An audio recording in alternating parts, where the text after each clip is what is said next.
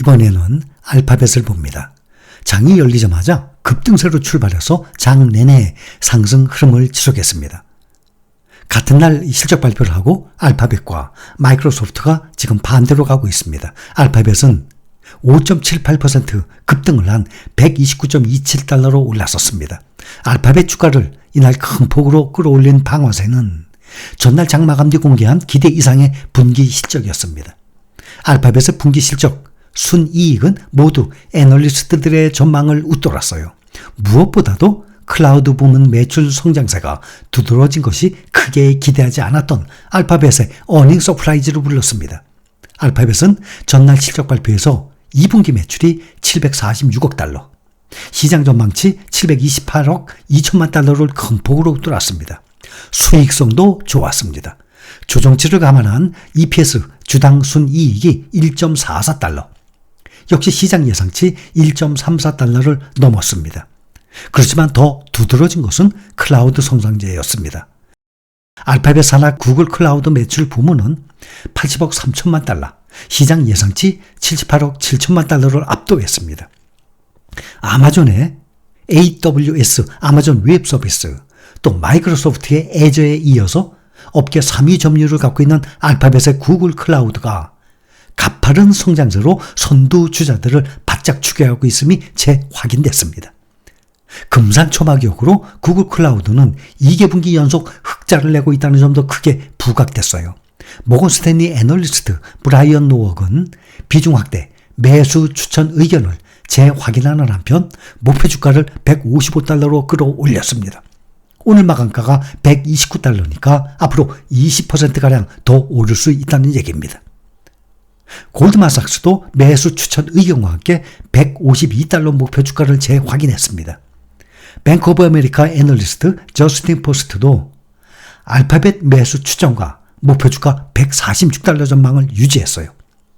시장에서는 알파벳이 AI를 통해서 검색과 유튜브 부문에서 효과를 볼 것으로 기대하고 있고, 검색, 유튜브 매출이 AI 날개를 달고 성장세가 가팔라질 것으로 전망하고 있습니다. 시티그룹 역시 153달러 목표 주가와 함께 매수 추천을 유지했습니다. 이번에는 메타 봅니다. 세계 최대 SNS, 페이스북과 인스타그램 가지고 있죠. 플랫폼 운영기업 메타 주가가 1.39% 상승 후 장 마감 후 시간에 거래해서 지금 7% 가까운 급등세를 기록을 하고 있습니다. 메타는 장 마감 후 2분기 실적을 공개했어요. 매출액은 전년 대비 11% 증가 320억 달러, 예상치 310억 8천만 달러를 웃돌았습니다. 디지털 광고 매출이 크게 개선된 데다가 쇼폼, 릴 플랫폼이 수익화에 성공한 영향으로 해석됩니다. 특히 메타는 지난 2021년 4분기 이후 처음으로 두 자릿수대 매출 성장을 기록했다는 점에서 시장의 이목이 집중됐습니다. 주당 순이익 EPS도 전년 대비 21% 급증한 2.98달러를 기록해서 예상치 2.91달러를 상회했습니다.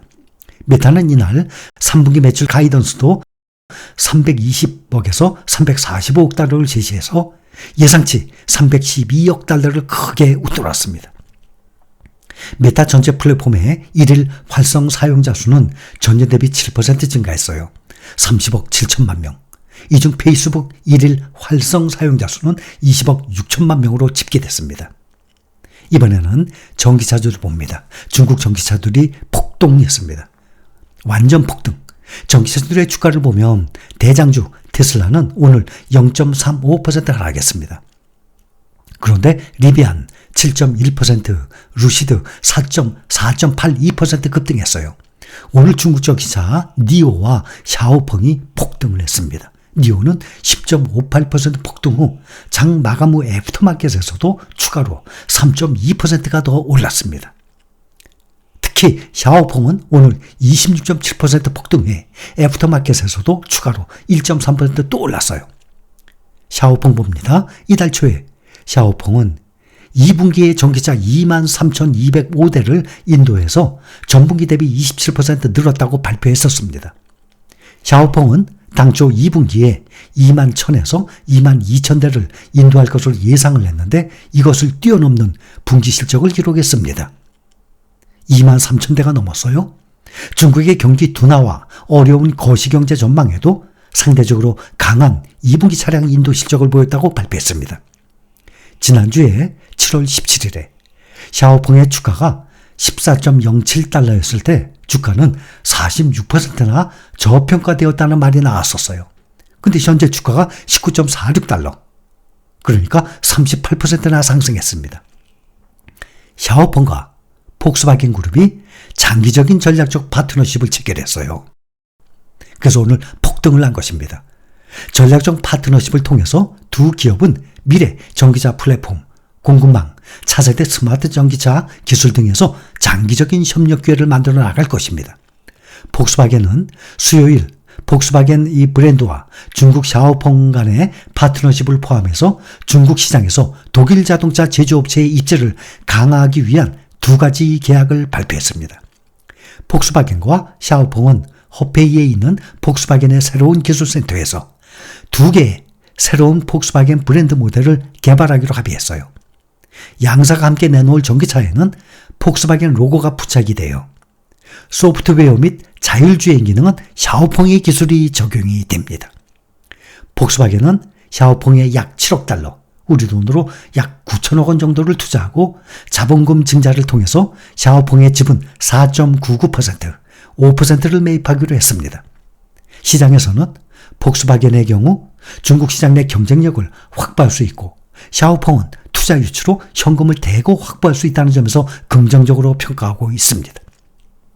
폭스바겐이 샤오펑과 손을 잡은 것은 중국의 BYD 등과 경쟁에 밀려서 중국 시장에서 점유율을 잃고 있기 때문으로 풀이가 됩니다.